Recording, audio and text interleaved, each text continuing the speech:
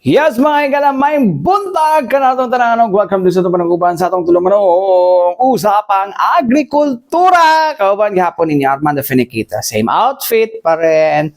Po, pasensya na ginagay. On leave ko. Anyways, mga ka-agri, no? Kamusta? Kamusta mo diha, no? I hope, no? Nanamoy gipang andam na para sa sunod simana. Karong New Year, so expected na po na to karong adlaw mga igala hangtod na sa 29, no? Or even sa 30, no? Nga puno-puno na po nitong mga malls na po mga igala, pero unta po, no? Alam mo, pagtapok, be?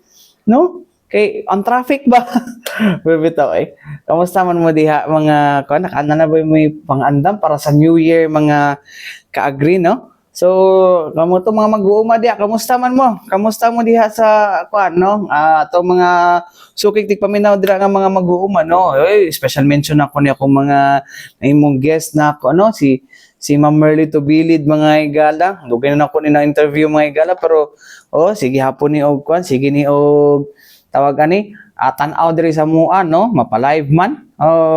Kada buntag gina si Ma'am Merly Tubilid mga igala. Of course, itong mga kuan ako, no?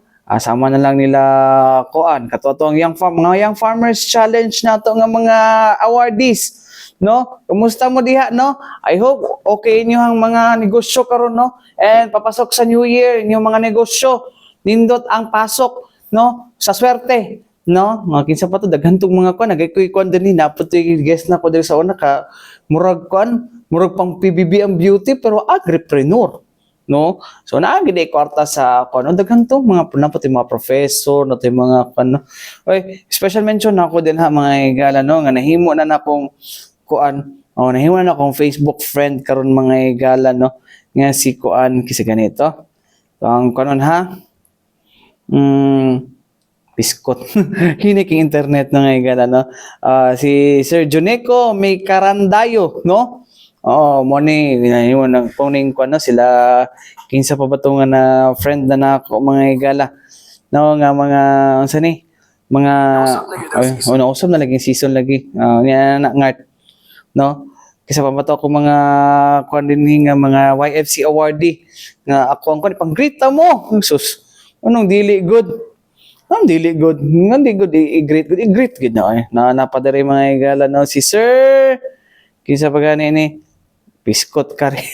Sumukha ni rin. Ay, nako. Nawa si Sir, lagi. Sir Art Anthony Persilia. So, kuan po ni. Kanang YFC awardee po di. Kuan pa. Kinsa pa ni mga amigo na ko diha. Nga kuan, comment mo dira. No? Kaya pang-greet na mo. Anyways, mga ka-agree. Una itong maginod sa unahan, no? Alang sa itong hisgutan, ato sang Cyron, no? Ang atong tawagan atong lakat sa panahon, no? Pinaagi sa to ang DOST Pag-asa. So mo to mga ka-agree, no, ang ato ang lakat sa panahon karong adlaw. Pasensya na kaya kung di ta mo mag-greet karon, no, comment lang mo diha, no, kay sunod balik na ko nga mag-live ko. Kuan ako tawagan ni ipang-greet gyud ta mo. Promise, no. Especially ito mga amigo na to ng mga YFC awardees mga igala, no. Itong mga YFC awardees mo ni mga kabata mo ni makaingon ta nga mga pag-asa ng bayan mga igala, no, kaning mga batanon na to Young Farmers Challenge. So ganahan ba ko ni ako kaya ato kay kisa kini si Ma'am Melinda ba to? Doc Melinda, pwede ba ako may ma-appeal sa kuan YFC? Pagmutan ako unsa pud kay ako enterprise sa Sudlon, no? Ma-enterprise matawag ng gulayan namo, di mo pud ako nagtanom pud. Igor mo ko nang hatag og kanang kuan, igor mo ko nang hatag og kuan sa akong kauban din no? Kanang similya. Yung mga siblings mo nagikan po sa DA po, no? Gikan po na sa DA mo. Kanang mga kuan, daghang salamat no Department of Agriculture, no? Sa paraming pagpanghatag og seedlings, more seedlings to come pa ba karon to 2025? Bitaw gusto na mo magkuan god kanang ambot kanang kuan mo dinhi mga kuan sa stasyon, no? Namin ni kugihan kayo nga kauban dinhi nga kugihan magtanom-tanom ba, no? Di syempre grab po opportunity niya mo po na ginagulay po usahay diri pag dili mi busy, no, busy narami nagtambay diri sa kuan sa stasyon. So kuan nagin mi time nga nagi time ako kauban na magtanom, no. Hindi man siya makadrive kung busy mi mga kuan busy mi mga reporter ug mga anchor na sa mga cover sa gawas, mabisi po siya. No, pero kung narami diri sa stasyon, para po siya diri so nasa tayo magtanom-tanom dito, no. So anyways, mamot mo na akong dream nga maghimo mig gulayan diri na may harvest, no. Actually, nanay harvest, no, mag-harvest mo silingan gay diri gani. Di ba? Well, harvest na. Masyak na limi, ha? Nanguha na mo. Wala man lagi mo na nanghid. Char. Bitaw ay. So, opo na mong kuan, no, kay kuan na mo na basig mo apil mo gulayan. Gulayan sa opisina, no. Basig makakuan day makadaog di ay, no. So mo na mo ang ipambato, no. Gusto lang na mo kuan, no, i-promote ning National Urban and Peri-Urban Program, char, no. Nindot maguna siya mga higala, no, nga kuan ba, no, kay siyempre sige tag advocate about food security, no. But instead na mamalit ta mga higala niya nagakulang sa how about mananom na lang ta, di ba? How about manguan na lang ta, no, magproduce sa tong sariling pagkaon, no, like kanang mga gulay-gulay, no. Iyon pa ni Ma'am sige nito atong sa nupap kay mga higala si ilang ha. Ako sorry kay ma'am kay medyo dugi-dugi na mga to. Nasa tumoy sa kong dila, no. Asa naman to? Naman to naman ko yung mga kuan na. Na ko yung mga listahan ana mga ka-agree, no. Si kasi ganito. Kalimot ko dahil sorry kay ma'am, sorry kayo jud. Nawa man to. Hindi, wala pag din ako na nabuang na. Asa man to, ha? National Urban and Peri-Urban. Okay, para makakuan po nato, no?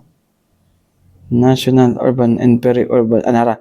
Si Ma'am Mariel Bernardo, ang focal person sa National Urban and Peri-Urban. Ma'am, aming seedlings. Ma'am, aming bembe. Bitaw ay. May seedlings, panami gulay-gulayon din mga higala, no. Makatipid pod me. Kuha na lang subak o kuha na lang, no. Kanang lamas sa mga pamaliton, no. So mo na mo. Anyways, mga katambayan sa agrikultura, no. Atong hisgutan, no, ang kaning rice, ang update sa tong rice program din sa Department of Agriculture 11 mga higala, no. Okay. Wala ta, main staple na to din ang bugas mga higala. So atong sayron mga higala, no, ang mga updates. So anyways, mga ka-agri, balik ito man lang. So importante pa hinumdum ning ato si Dianan. Yes, mga higala, balik kita din sa ito panaguban sa atong tulumanong usapang agrikultura. Anyways, mga kung nakakita reklamo nga sinaana na siguro, no, mga tao, no, nga nagreklamo nga ni mahal na daw ang kilo sa bugas, or basing nagpanic buying sa bugas, no, wala, no. Huli pa kay kwatong kano sa bato last December 22, no. Salamat day 10th Infantry Division, no, sa inyong ayudang bugas, charing. No, actually ginhatag sila token na bugas mga higala, no, as mga higala, token of gratitude mga higala sa mga media, no. 5 kilos nagud pud ako ng tabang no. Mahal pila kilos bugas karon. Kung sa tindahan ka mo palit 60. So 60 times 5, 300 pod, no. So at least sa katipid med 300 sa kasimana, no. Mao na mga higala, no, daghang salamat, no. So kan mo dito makuan mga higala kay dito makuan mo.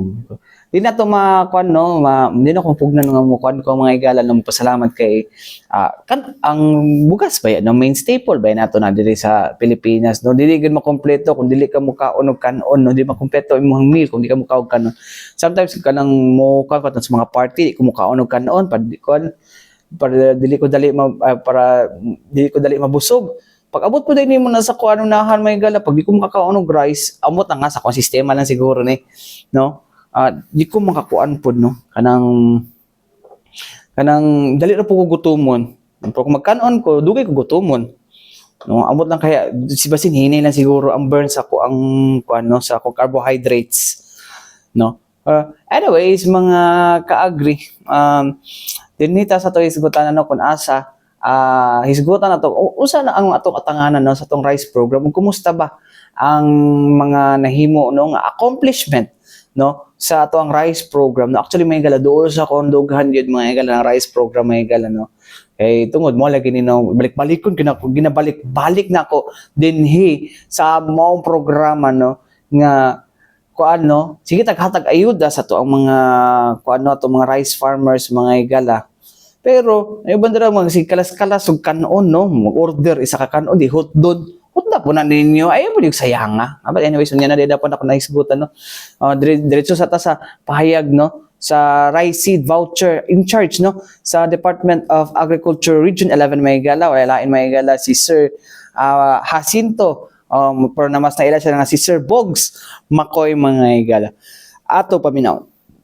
Dito sa ato ang mga expansion from na ato yung mga expansion areas sa Davao de Oro from katong nagatanom og saging sa una, and then nagbalhin na pud sila sa rice, no, nag-rice na pud sila, nag-change crop sila, and then sa intervention natin na ginahatag sa mga farmers, kato tama to yung mo ma'am na hatag og inputs from seeds, fertilizer, tanan-tanan, naabot ni katong financial assistance na ginahatag ng farmer. So ang financial assistance na mo na ginahatag ng farmer every year siya. Actually last year is naghatag ni og more than mga 38,000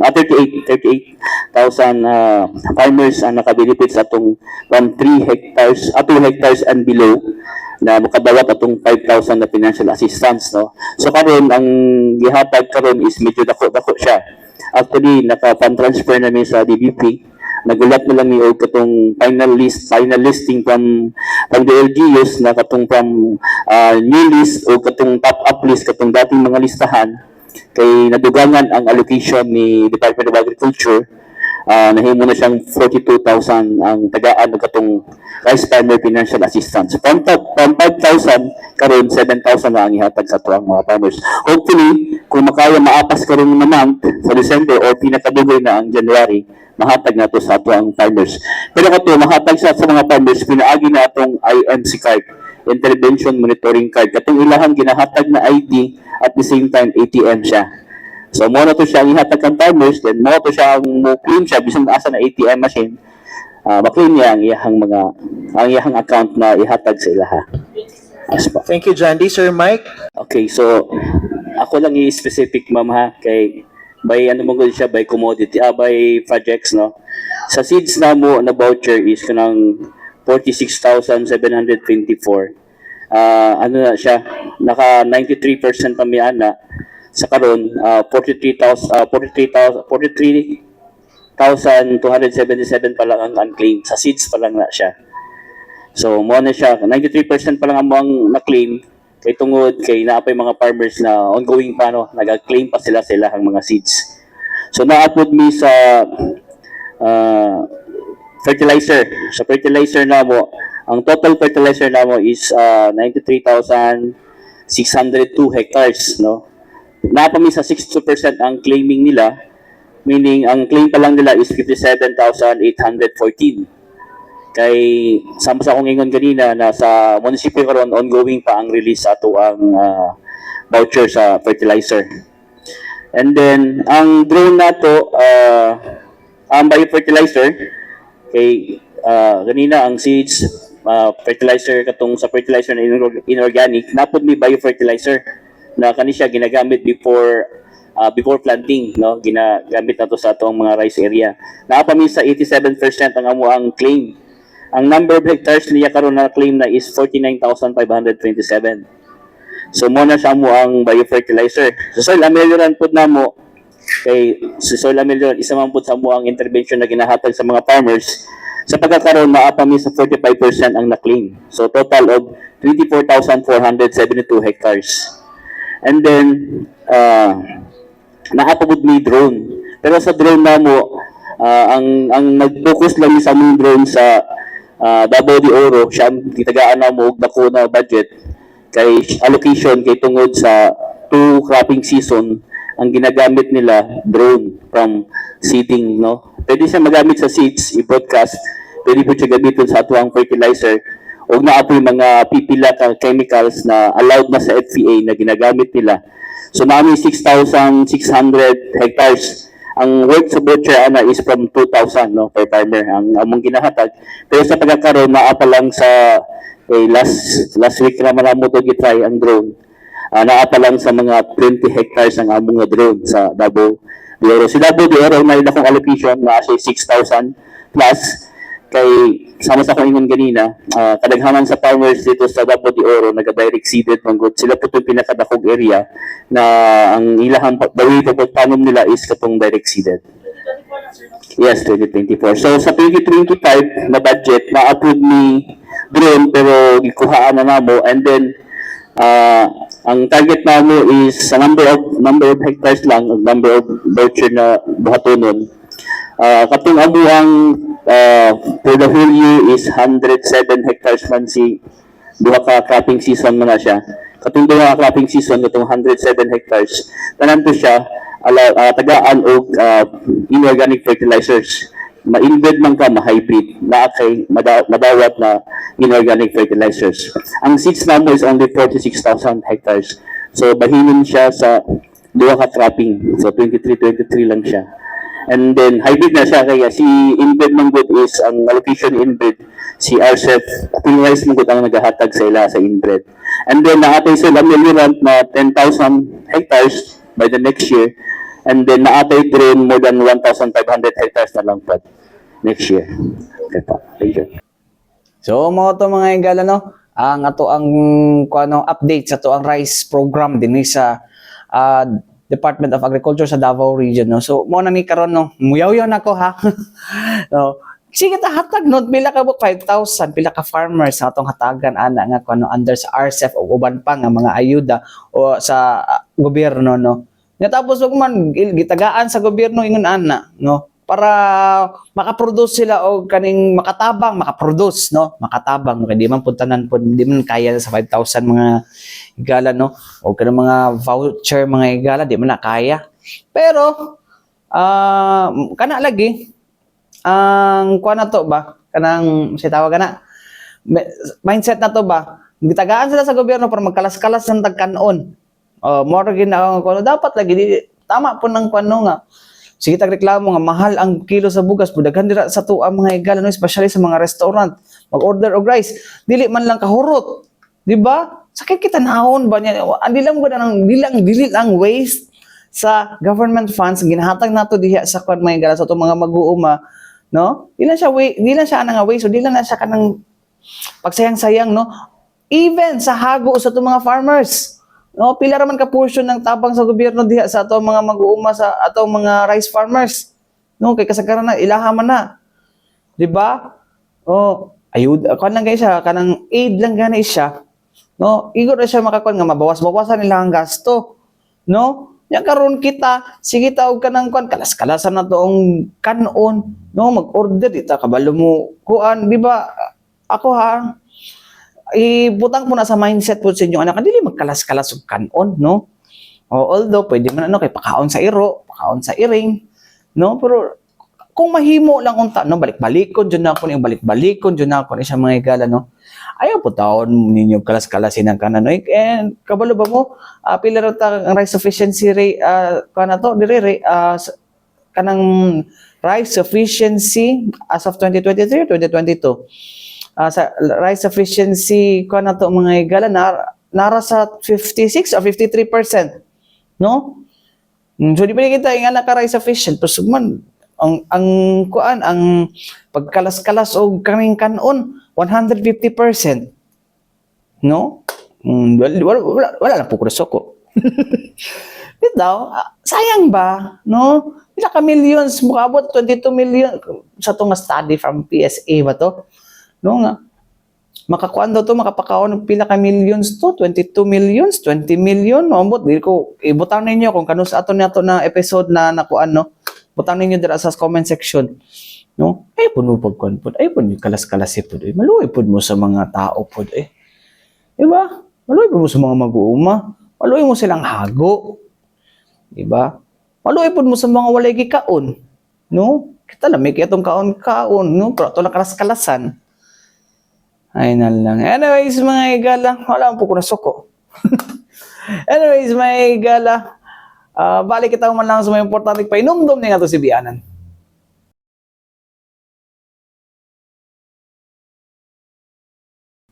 Yes, mga higala, balik kita din sa itong panaguban sa itong tulumanong usapang agrikultura. Kauban ninyo, Armando Fenekito, mga higala. No? Anyways, mga higala, kaumusta? Balik ta, no? Kaumusta pag balik-balik? Anyways, mga ka-agri, no? Kabalo naman kita nung nagi, ko ano, I don't know ha, pero ang DTI, o ang Department of Trade and Industry and Department of Agriculture is partner na sila, mga higala, no? Sa pagtabang sa itong mga mag-uuman, no, na una dira maging MSME, maging entrepreneur, no, negosyante, no. Kaya dili lang manggod dapat, no, kaya ng mindset na nalang sa production ang ato ang mga mag-uuman, no. Dapat kabalo para mas mutaas ang ilahang kita manggod target sa gobyerno nga naay mas mutaas ang ilahang kita, no. Para for example, direct focus sa value chain, no. And then with that value chain, mga higala, no, manasali ka ng add-ons, no?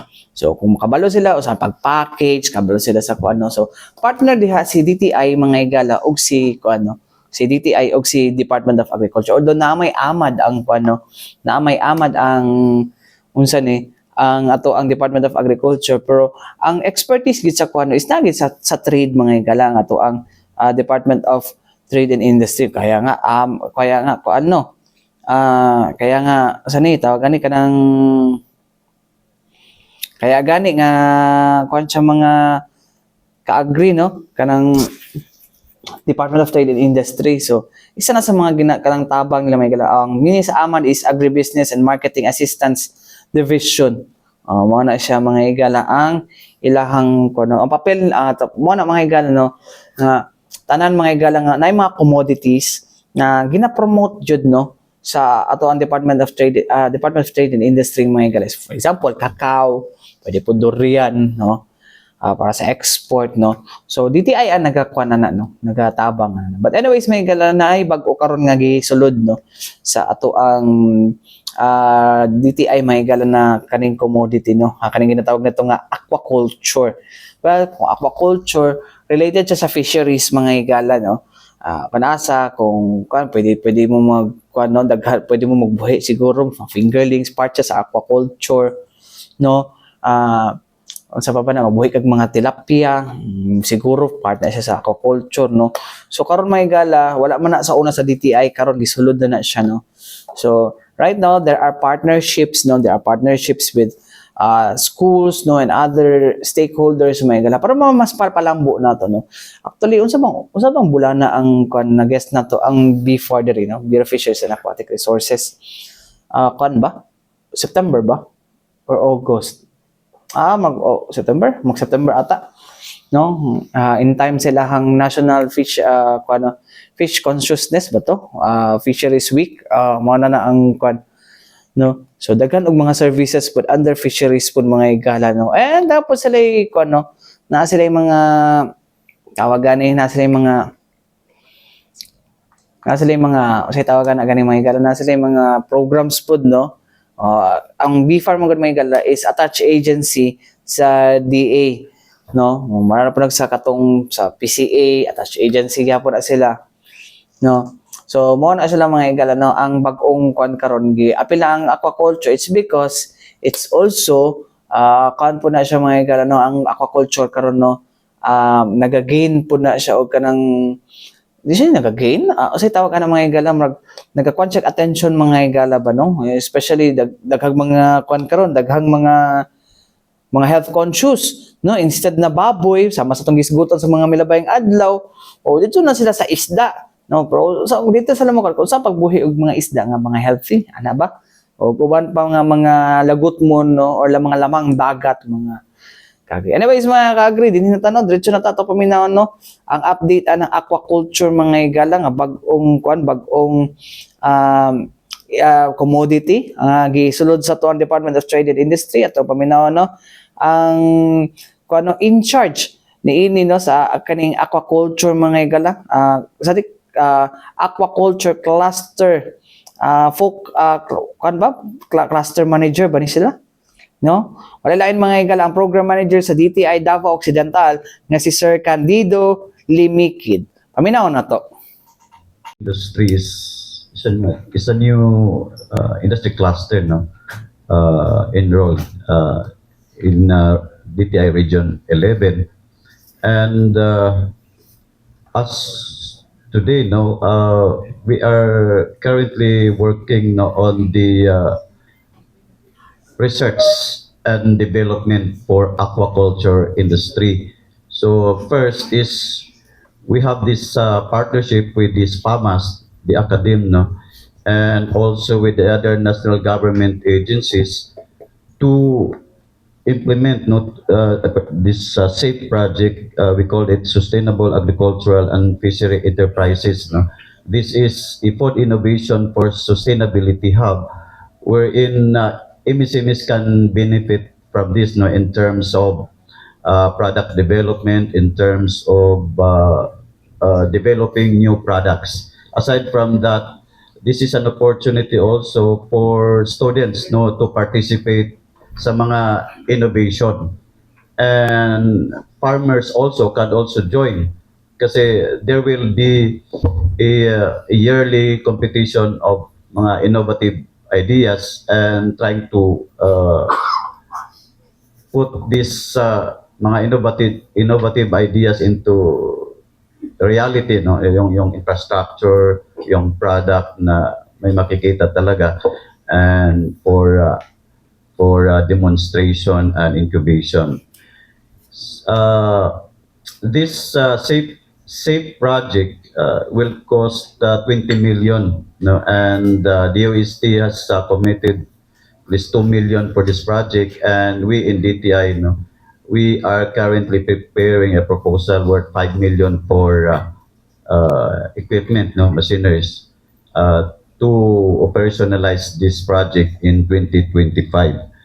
Secondly, there is an ongoing venture between the provincial government of Davao Occidental and the Malaysian investor in reviving, no, katong aquaculture program sa Davao Occidental. And this project, we call it City Blue project, will be focusing on high value aqua species, no, for export purposes. But lately, we suggested to the investor, to the Malaysian investor, to include mga aqua species for domestic consumption. Okay, so this is a 10 hectare, no, na parang aquaculture hub. Andyan na yung research, andyan na yung production. A multi-million project actually ang kaning sa CP Blue. And initially, no, we recorded at least 300 jobs generated, no, so kasi on process pa yung pag-establish ng mga facilities, but during our meeting with the our counterpart, with our foreign counterpart, pag nangyari na to, then this will generate more than 1,000 jobs, no, for not only for Davao Occidental alone, but for other neighboring provinces in Region 11. So yun po yung so far yung ating ginagawa under the aquaculture industry. So, mo to mga igala, no, ang pahayag ni Sir Candido Limikid, mga igala, ang program manager sa DTI Davao Occidental, o ang focal sa aquaculture cluster, mga igala, no. So, mo na mga igala, no, na siya mga partnership with Southern Philippines Aquatic, sakip miningan ng PAMAS gani, no, nabi ko classmate diya sa una nga nagtudlo diha karon, no, classmate na ako sa Masteral, no, Southern Philippines, formerly Southern Philippines Agribusiness and Marine Aquatic Science Technology, lahi na siya kay SPAMAS na lang gid siya, SPAMAS, no, mo na SPAMAS gid, SPAMAS na lang siya karon, mga igala, SPAMAS, mo gani SPAMAS na lang gani siya. Sikat ang SPAMAS diya sa Davao kan pa sa mga igala, sa Davao katong part pang Malita sa Davao del Sur, no? So mo na ang kuan mga higala no sa aquaculture mga higala. Well, noon po ang SPAMAS mga higala no sa kining fisheries and other kuan aquaculture na mga programs and courses mga ka-agri. So, wapo po rin na i-explore po nato ni siya. No? Actually, na ko'y amigo. Pangalan niya Arjoy. Nagakuan siya. Naga-invest siya ng mga fish cages dira mga higala no. Pangus no, part sa aquaculture. No? So, actually, programs ang atang Bureau of Fisheries and Aquatic Resources mga higala on providing assistance mga higala no, sa buot nga mo musulod sa aquaculture mga higala. And dapat si DTI, no? So, hopefully, no, managandaghan ta kay mo bito na katong napo na tong mga aquaculture part ba na kanang sa mga kuan ko kanang naghihimog fish pond mga higala sa mga kuan lagyo nga lugar mga higala ay sa mga kaning mga remote areas mga higala, no? Ang gina-provide na sa bee farm mga higala. Although DTI nag-story po nag-provide ang bee farm na especially sa mga IP community para matagan sila og kaning source of protein may at the same time source of income, no? Kung sobra na silang source of protein, source of income kana nila mga ka-agri, no? So mo na, no? Anyways, pila ka adlaw lang ba? 5 ka adlaw na lang mga higala bago ang 2025, no? Unta, no? Ang presyo lang ang magbago. Char lang. Beto ay every day dapat magbago kita sa tuang kuan, no? Magbago ta mga higala. Well, change ang kuan mga higala, change is the constant thing in the world, no? More ng constant thing, no? There is nothing constant mga higala thing in the world but change. Chareng. So, anyways, mga katambayan sa agrikultura, wala tayo igong oras, wala na mix-mix na ako ang mga programa diri, lisod din duha ka buok programa kay mag-interchange gyud, no? No, sa ngalan sa tibuok pwersa sa DXRP Radyo Pilipinas sa bawa ko yung nakauban Armando Feniquito alang sa usapang agrikultura. Hangtod sunod na usab mga kaagri, daghang salamat ug maayong buntag amping tapirmi mga higala.